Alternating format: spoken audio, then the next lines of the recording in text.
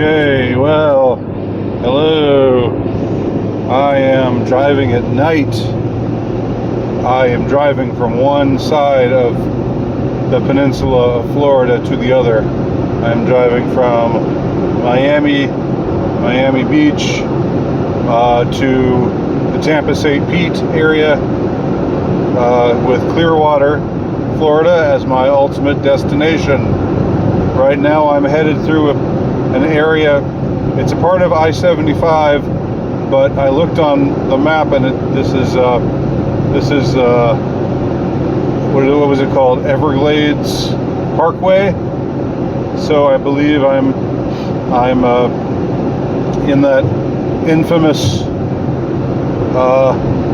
region known as the Everglades. I say infamous because, well, let me just say, first of all, one of the things that is very intriguing about Florida to me is that it seems that there are dozens and dozens of invasive species that have come here. Now, I was reading a National Geographic article about this subject, and wouldn't you know it? Wouldn't you know that they were saying that they actually said using the term invasive species is problematical, because that's like saying that people who are illegal immigrants to a certain area shouldn't be there.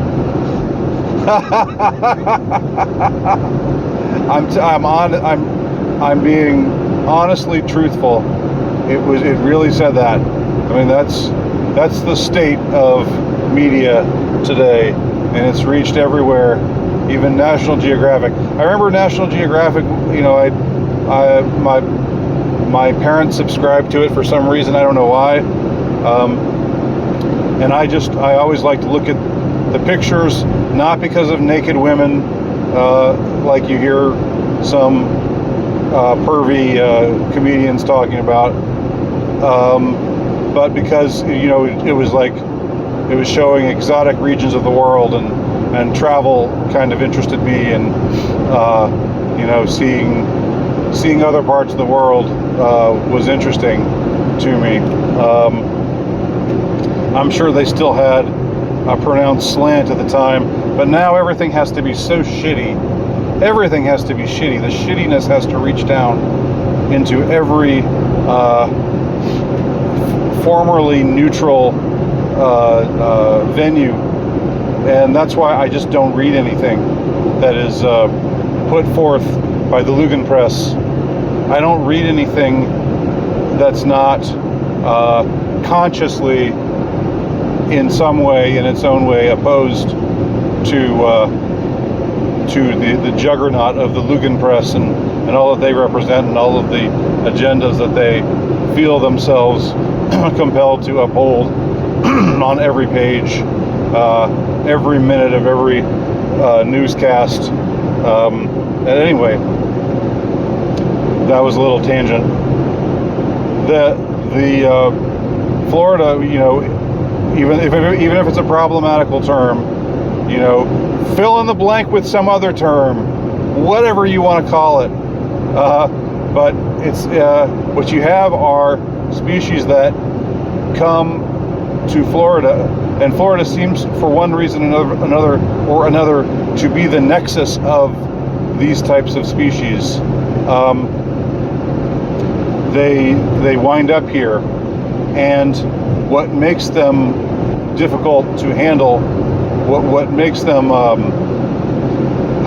problematical in a non-fagadelic way, what makes them legitimately problematical, is that a lot of them have no natural predators where they find themselves.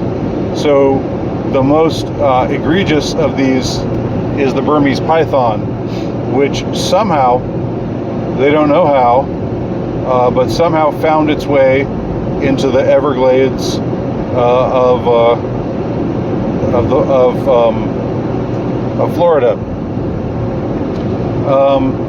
and proceeded to just eat a whole bunch of species up and just reproduce like crazy and just dominate, and grow and grow and grow and get bigger and bigger and bigger. And there was a story that I ran across the other day that someone had captured a Burmese python that was 200 pounds, a 200-pound Burmese python that was found right near where I'm driving. I think it was near the town of Naples, which I just saw on a sign not long ago, although right now I haven't seen signs for a while, so I wonder what kind of eyes are looking at me out from the darkness right now. But so, you know, it's something that these creatures like the Burmese python, they're out there spawning like mad and just growing fatter and fatter, because who's going to stop them? They don't have any, there's no balance of nature like where they were before. And I don't know enough about their species. I'm not a zoologist, but where they come from naturally, you know, they would be kept in check by some other nasty beast that would eat them, and they would eat, you know, that would keep their numbers down to a manageable level. But in the Everglades, it's gotten so bad right now that there's a bounty out on Burmese python. So you get yourself a shotgun, head out into the Everglades, and try to bag yourself some Burmese pythons, dead or alive, preferably dead. I wouldn't want to be dragging any live Burmese pythons to wherever you have to take them. But and then you can collect your bounty. Maybe that's my future. You know, maybe I'm a snake hunter. Maybe that's what I will become 10 years from now. Who knows?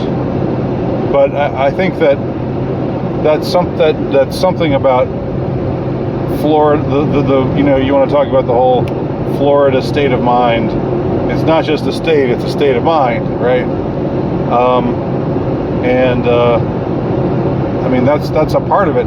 There are all these other invasive species, and this was a really interesting article, except it ruined it. It shat the bed because of its crappy little, you know, speechifying.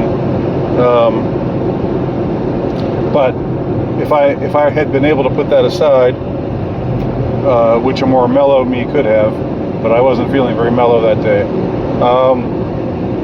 And just see the core of the story. The core of the story is that, you know, you've got these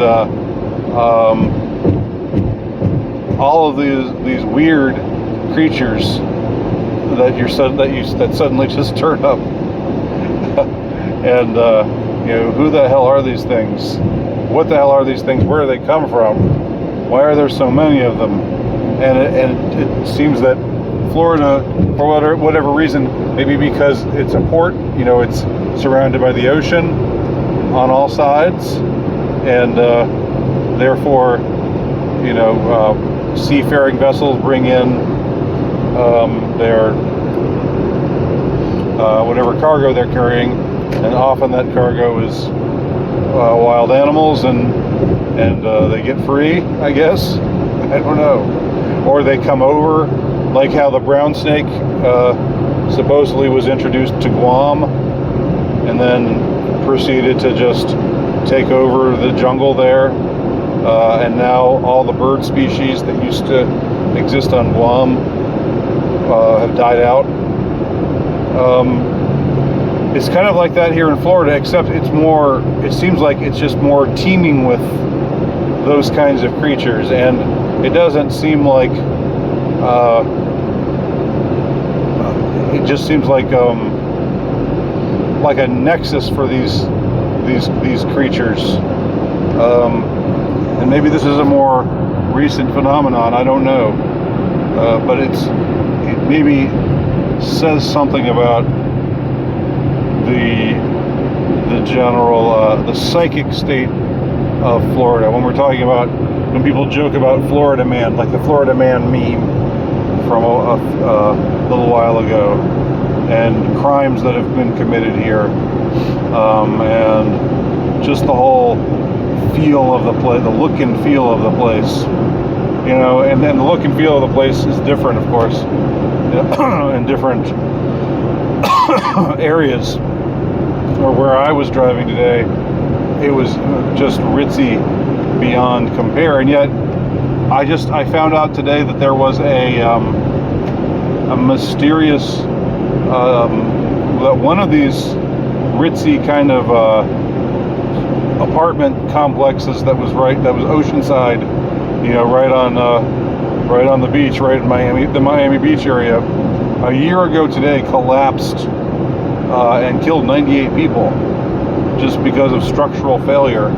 A year ago today is when that happened. They actually had a tribute to the people who died at the Marlins game tonight, which I'm not going to go into because it didn't turn out well.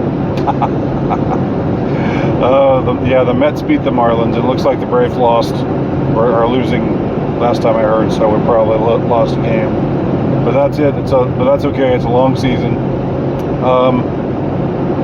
So anyway, that's Florida for you. But there are these. I mean, and Florida's what spawned Jeffrey Epstein.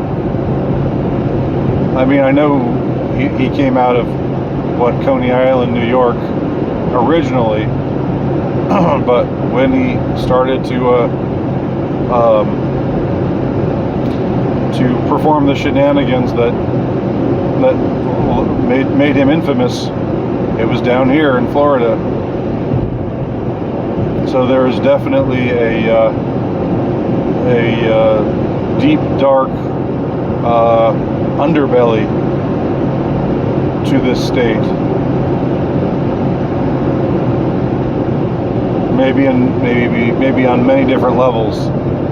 You know, weather-wise, I mean, God, it was so brutally hot today. It was so hot and it was so bright. It was like there was no shade anywhere. When the time you saw me walking down Miami Beach, I had put the zap on my brain, and I was driving around. My AC isn't working that good,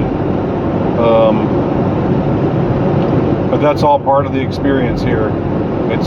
I'm not shielded from the elements, and that's, I suppose, a good thing, because it immerses me in all of the things going on around me. So right now I'm traveling through the Everglades with all the Burmese pythons slithering around, just outside of my eyesight in the dark, and all the alligators and who knows what other foul beasts lurk out there as I make my way to the Gulf